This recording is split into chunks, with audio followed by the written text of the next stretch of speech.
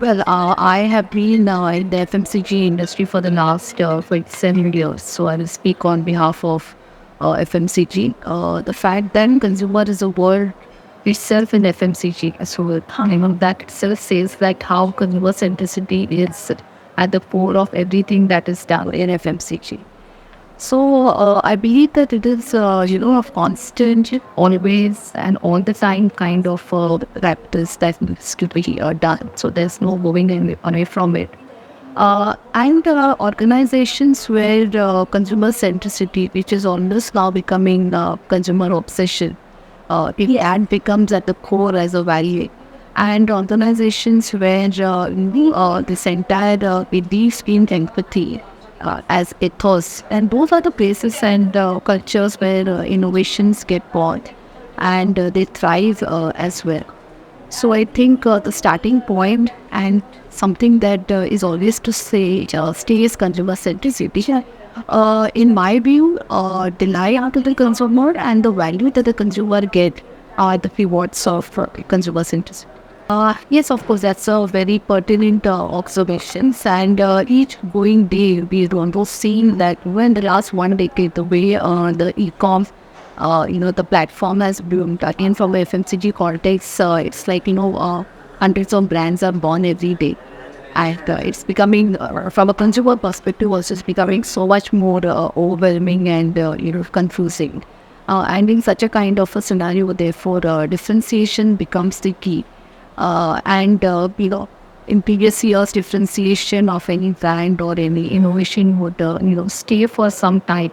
But today, when, it's also very easy to make copies, right? So even that factor of differentiation has become very diffusing.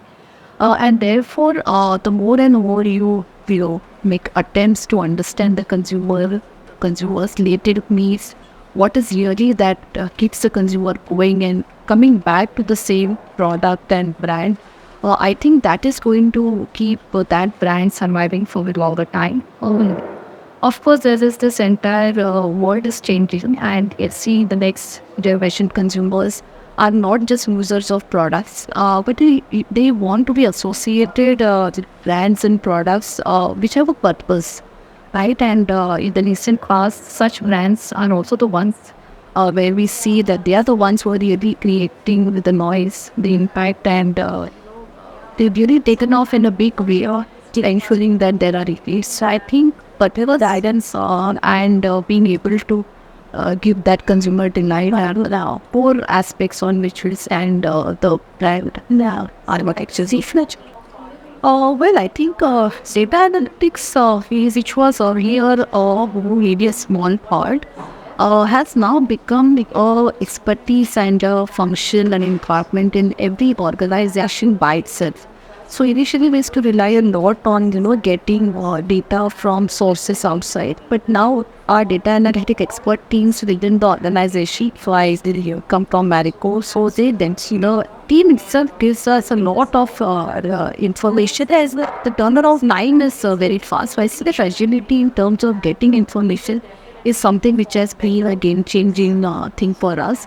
And what is interesting is that as an organization, we believe is our hybrid models. Right? So not only really following one of the three aspects, but say data analytics working very closely with the marketing team or the R&D team, which therefore helps us pick up trends or behaviors, patterns, the user persona in a way on which we can build our innovation. So I would report to call out 2-3 recent innovations and more so in the food sector. So we launched Saffola Munchies and then we launched Saffola Umbilis. So a lot of understanding of the consumer behaviors have come from this information or insights shared by the analytics team. So for instance, when we got insights that mothers are really worried about the maida of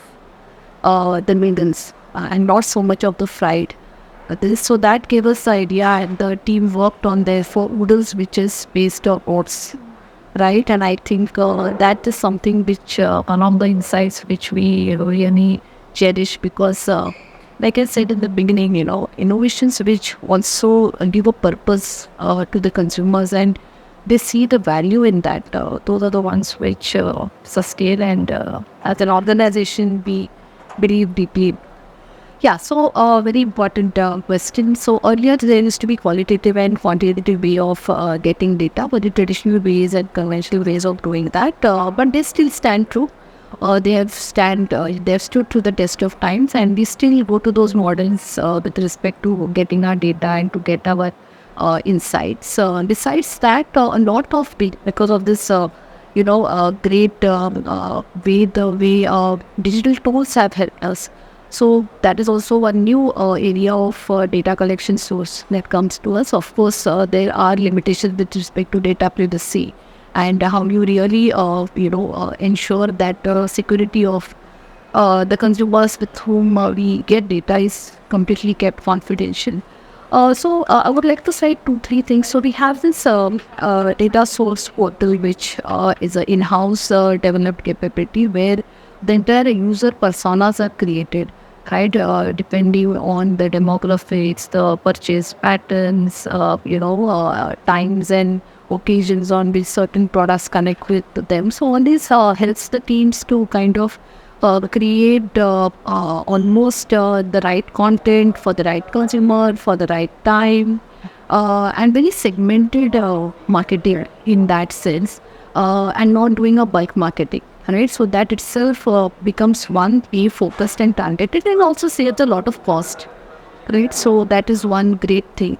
And another is, these medium-sized campaigns that are run. For instance, recently when we had the Environment Day, we had this campaign of Saffola Honey Bee, right? And how honey bee is actually, contribute to the environment, right? So, lot of data comes from those kind of sources, which again gets pushed back into the consumer data portal.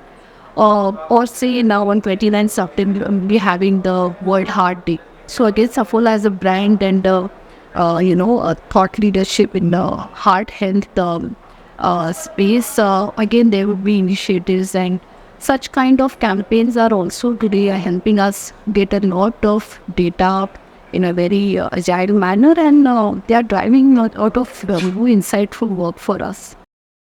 For more updates from CXO TV, please like and subscribe to our channel.